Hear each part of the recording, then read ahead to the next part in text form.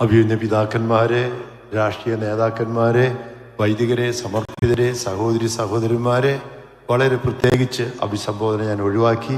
വളരെ പ്രത്യേകിച്ച് അൽഫോൻസമ്മയെ പോലുള്ള വിശുദ്ധരായ വ്യക്തിത്വങ്ങളെ സംഭാവന ചെയ്ത പ്രിയപ്പെട്ട പാലാക്കാരെ, നിങ്ങൾക്ക് എല്ലാവർക്കും ഭാരത കത്തോലിക്ക മെത്രാൻ സമിതിയുടെ ക്രൈസ്തവരുടെ പേരിൽ പ്ലാറ്റിനം ജൂബിലി ആഘോഷിക്കുന്ന പാലായ്ക്ക്, പാല രൂപതാധ്യക്ഷൻ തുടങ്ങി എല്ലാ പാലാക്കാർക്കും ജൂബിലിയുടെ എല്ലാവിധ ആശംസകളും. വളരെ പ്രത്യേകിച്ച് 2025 ക്രിസ്തു ജയന്തി ജൂബിലി ആഘോഷിക്കുന്ന ഈ അവസരത്തിൽ സമുദായ ശാക്തീകരണത്തിൻ്റെ വർഷത്തിൽ പാലാക്കാർ നൽകുന്ന ശാക്തീകരണത്തിന് നന്ദി പറഞ്ഞുകൊണ്ട് ഒന്നുകൂടി ജൂബിലി ആശംസകൾ. അഭിമന്യ തട്ടിൽ പിതാവും കല്ലറങ്ങാട്ട് പിതാവും കാതോലിക്ക ബാവയും തുടങ്ങിയൊക്കെ പറഞ്ഞതുപോലെ പാലാക്കാർ സഭയ്ക്ക് നൽകിയിട്ടുള്ള സംഭാവനകളും നേതൃത്വവും വളരെ വലുതാണ്. നമ്മുടെ പ്രൈം മിനിസ്റ്റർ മോദിജിയെ ഈ അടുത്ത് കാണാൻ ഇടവന്നു. ക്രിസ്മസിന് അദ്ദേഹം CBCA സെൻറ്ററിൽ വന്നിരുന്നു. ഈ അവസരങ്ങളിലെല്ലാം ഞങ്ങൾ ആവർത്തിച്ച് പറഞ്ഞൊരു കാര്യമുണ്ട്. ക്രൈസ്തവ സഭ ഒരു വിദേശ സഭയല്ല.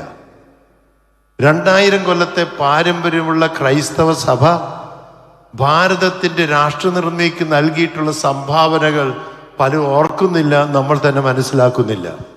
അതുകൊണ്ട് ഇങ്ങനെയുള്ള ജൂബിലി ആഘോഷങ്ങളിൽ നമ്മൾ സീറോ മലബാർ സഭയുടെ സമുദായ ശാക്തീകരണ വർഷത്തിൻ്റെ പശ്ചാത്തലത്തിൽ തന്നെ ഭാരതത്തിൻ്റെ രാഷ്ട്രനിർമ്മിതിക്ക് നമ്മൾ നൽകിയിട്ടുള്ള സംഭാവനകൾ പലരും മറക്കുമ്പോൾ നമ്മളത് ഉയർത്തിപ്പിടിക്കാൻ നമ്മൾ തയ്യാറാകണമെന്നതാണ് എനിക്ക് നിങ്ങളോട് പറയാനുള്ളത്.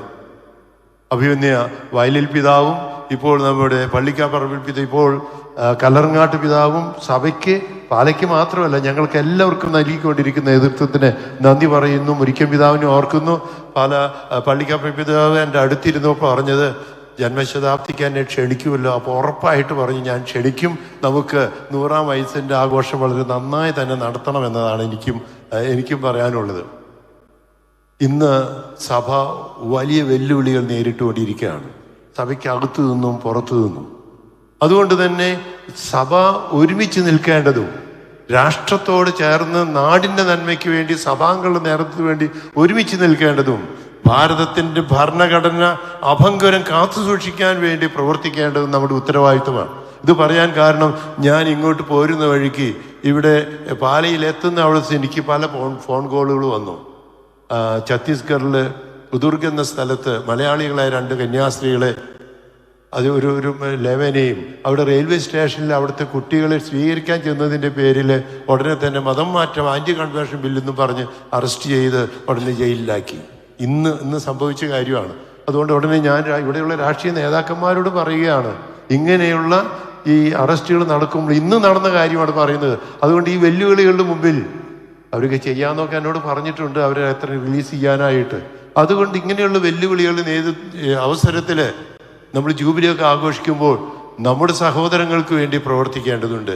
പാലാ രൂപതയിൽ നിന്നാണ് ഏറ്റവും കൂടുതൽ മിഷണറിമാർ ഈ ഭാരതത്തിന് സംഭാവന നൽകിയതെന്ന്, ഈ ഭാരതത്തിൻ്റെ വിവിധ ദേശങ്ങൾ ക്രൈസ്തവമാകാൻ തന്നെ കാരണം നമ്മുടെ മിഷണറിമാരാണ്, കേരളത്തിൽ നിന്നുള്ള മിഷണറിമാരാണെന്ന് മനസ്സിലാക്കിക്കൊണ്ട് തന്നെ നമ്മൾ ക്രൈസ്തവർ ഒന്നിച്ചു നിൽക്കണമെന്നും അകത്തു നിന്നും പുറത്തു നിന്നും വരുന്ന ഒരുപാട് വെല്ലുവിളികൾ നേരിടാൻ നമ്മൾ ഒന്നിച്ചു നിൽക്കണമെന്നും അതിന് ദൈവാനുഗ്രഹം സമൃദ്ധമായി ലഭിക്കട്ടെ എന്ന് പ്രാർത്ഥിക്കുകയാണ്.